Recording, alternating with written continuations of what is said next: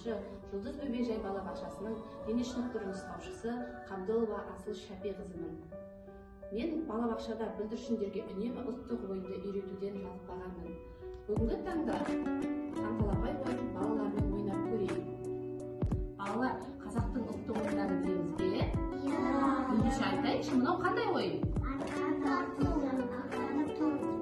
Мынау қандай ойын? Ой, жарайсыңдар. Ал ендеше мынау қандай ойын? Ой, жарайсыңдар. Ал ендеше мынау? Ой, жарайсыңдар.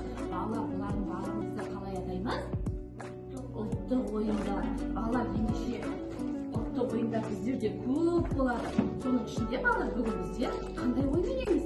Балалар, қазақтың ұлттық ойыны қанталапай ойын ойнаймыз. Жарайды ма? Ендеше балалар, қанталапай ойыны немен ойналады? Жарайсыңдар балалар.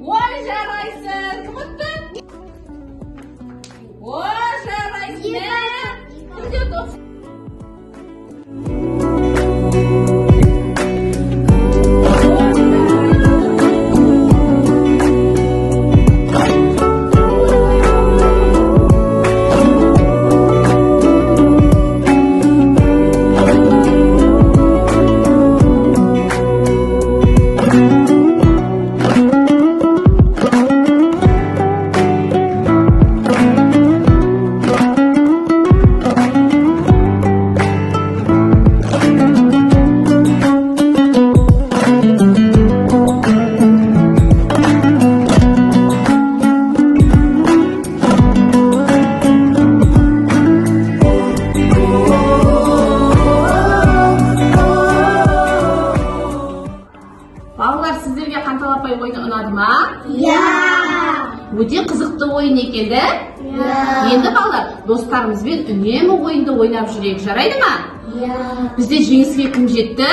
Амандықтарым. Жарайсын, құттықтаймыз.